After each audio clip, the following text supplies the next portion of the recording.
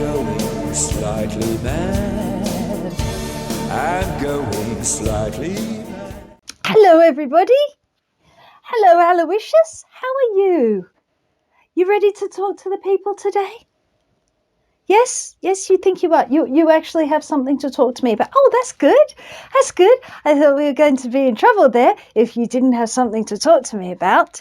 But before we start, remember our book. Our book. Yes, make a brilliant Christmas present. Our book. We sign it too. Yeah. So Aloysius, what did you want to talk to me about? You're a little bit worried, yes, because you keep hearing lots of stories about that people are telling about how hard it is to be a writer. And they make you feel upset and sad and icky in the tummy. Ah. You've been listening to them, haven't you? You have been listening to the creative world's big, dirty secret. What big, dirty secret? The big, dirty secret that it's really, really hard to make it as a creative person. Is that what you've been listening to? Yes.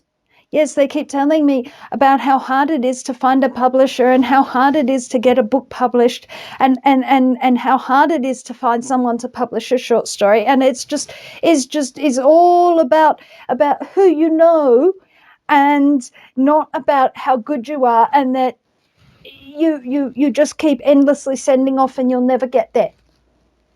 Oh dear. Is that the same people who tell you you can't make a life doing this? Yes.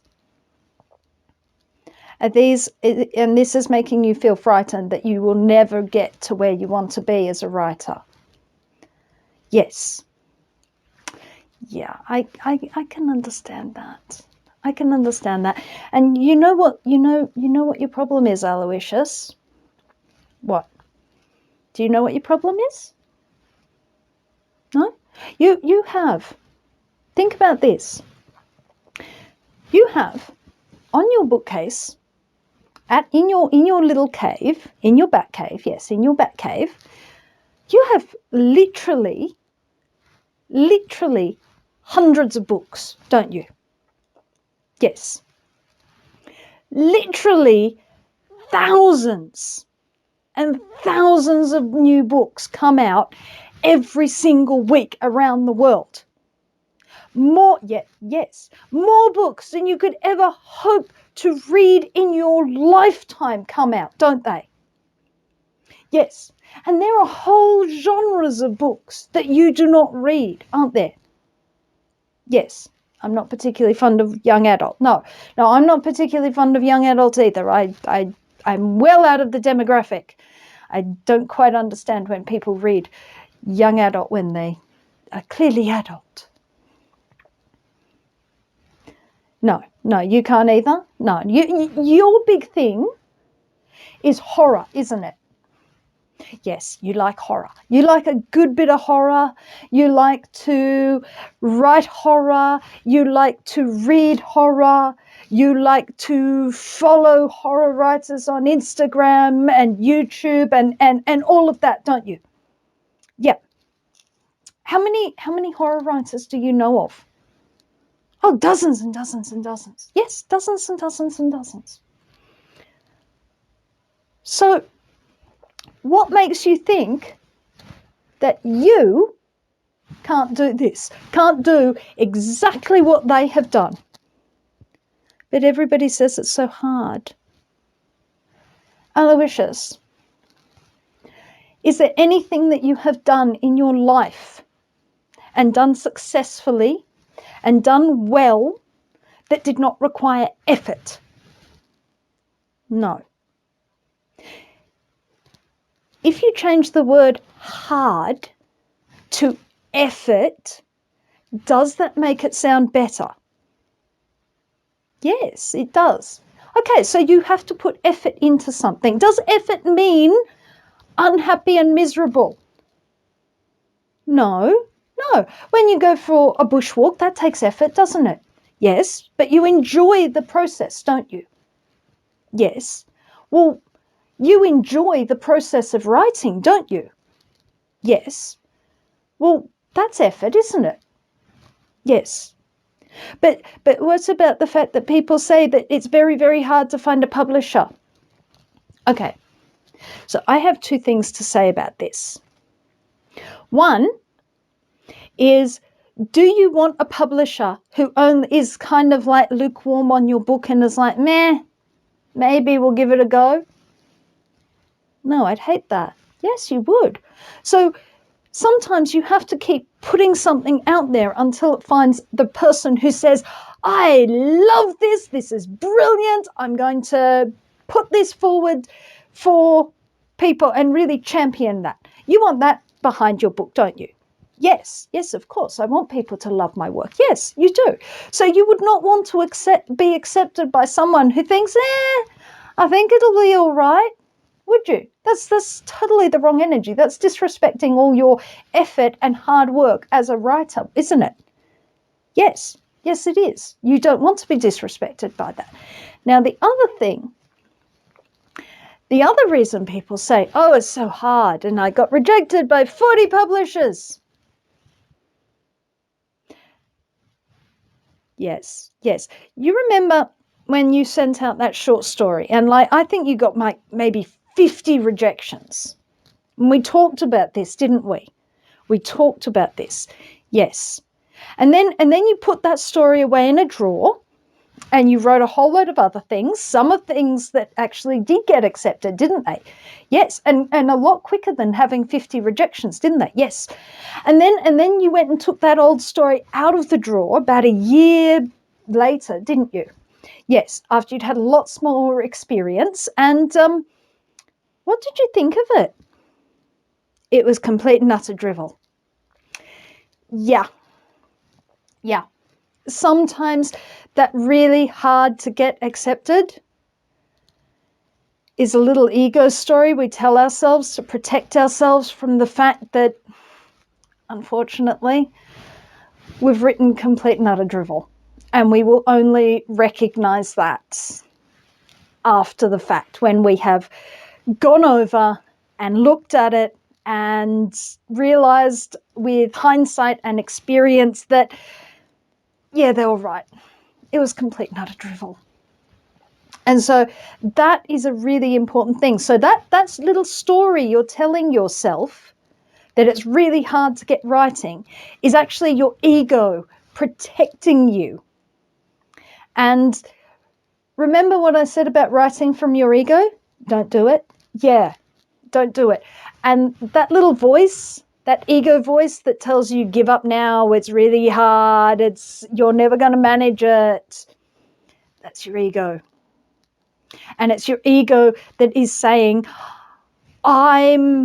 it's their problem. They wouldn't know something good if it hits you when you've been rejected 50 times and really it's not that good. And part of developing as a writer is accepting it's not that good. I can do better. Picking yourself up, dusting yourself off. If you can't take knocks, if you can't take rejection and you have to play that ego story in your head, then you're going to find this a really hard road. And that goes across the arts. That's not just writing. That is across the arts. And unfortunately, that little ego protecting voice kicks in really early. It kicks in when our teachers tell us it's really hard to make a career in the arts. Maybe you ought to think of a backup plan. It kicks in when, especially as a young writer, and this is where it comes in most, is you put it in when you're young. Okay? I'm old. I'm not 25 anymore. And so as a result, I have learnt to break that down a bit. so that I'm more willing to accept, okay, yeah, that wasn't my greatest work there. Okay, but that only comes from taking hits again and again and again and again, and realizing that they won't kill you. The younger you are, the harder the hit to your ego is, the more you flinch and tell yourself an ego story so that you don't sort of have a crisis of self. The more secure you get in yourself, the better you're going to be at stopping those stories, because those stories are what are going to hold you back. If you can't look at your writing and say, that really isn't good enough, if you can't bring that inner critic in a healthy way, but you just use it to defend your ego self, it's going to keep running you and you will not get anywhere creatively. Remember, we talked about the energetics, and that it's not ego self, it's an energetic self of pleasure and drive. And those things are not compatible with that ego protecting narrative. The other thing that makes that ego protecting narrative really difficult is that it gives people out there, lay people, people who would like to dismiss writing or creative acts as an indulgence, as not real work, because, yeah, we hate that one. Oh, that must be lovely. I wish I had time to write. No, it's real work. It's an actual job. And if we devalue ourselves and we say, oh, it's okay, writers don't make very much money, it's really hard to get published, blah, blah, blah, blah, blah, blah, blah, fear narrative, fear narrative, fear narrative, fear narrative. If we tell those stories over and over and over again, what happens is that we reinforce it for people out there. I mean, we've all been in lockdown and consuming media and consuming art and consuming books and consuming music to entertain ourselves. If you asked a person to do without any creative works for 24 hours, that would give you an idea of how valuable the arts are. No graphic design, no music, no movies, no books, no stories. This is work. If we go and tell ourselves these fear narratives, we reinforce it outside, don't we? Yes.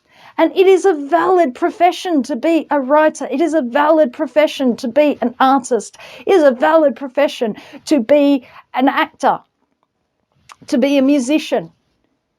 No, not everyone is going to be Shakespeare or the Beatles or, Laurence Olivier. Not everyone is going to be that. But that doesn't mean that the Beatles aren't the only music in the world. Laurence Olivier is not the only actor in the world, thank God. It's not the only option. Okay? So you can find your place. If you are determined enough to do this thing, if you really want to do this, if this is what you want to do, then you will find a way. Because somebody who is absolutely determined will do it. They will make it happen. But you cannot make it happen. You cannot make that leap into the unknown. And that's the other thing. It is unknown. For most people, they're not coming from a literary background. They're not coming from an artistic background. They are the psychedelic sheep of their family, and they are making a leap into the unknown. They are coming from a family where they've been told, get a trade or get a profession, and that'll be easy because that's what everyone knows is safe. And because you are challenging the narrative, it arcs up their fear narrative, and their fear narrative goes, oh my God, they're going to starve in the gutter. And so they try to dissuade you. And do not let other people's fear dissuade you from doing the thing you want to do. And do not internalize their fear and let that stop you doing what you want to do. You do what you have to do and do it with confidence, because you do that and you will get somewhere. You know, where? I don't know where. That's up to you. But you do it and you will get somewhere, because it is impossible, utterly impossible, to put that much effort and that much drive and that much single focus into something and get nowhere. It's not possible. You will get somewhere. Okay? So, what do you think now? You're going to tell your ego to shut up so that you can write. Good. Yes. We want to tell our egos to shut up so we can write, to stop telling us the horror movie in our heads. Okay? Because there is plenty of evidence out there. If you tell yourself the horror film only, you will only find horror film. If you tell yourself, I can do this, I can make it, I am going to be there, we're going there, that's what you will find evidence of. Okay? When the Beatles were doing like little cruddy gigs before Brian Epstein found them at the cavern, John Lennon would say, "Where are we going? Where are we going?" And they would say, "To the toppermost of the poppermost." And that was what drove them. They didn't say, "Oh, we're going to fail and then we're going to have to go back to our jobs that we didn't want to do, or, actually pick up a trade." No, they were like, "We are going to make it. We're going to make it. There is no other option." And if you take that drive with you, there will be no other option. Okay? So, no other option. No other option. So, I wish you luck on your creative endeavors. De volke Finger, ich bin ja, ich muss wieder Bye-bye! If you would like to support this channel, come across to the Black Cockie Press website, www.blackcockiepress.com.au, where you will find books and other materials to help with your writing.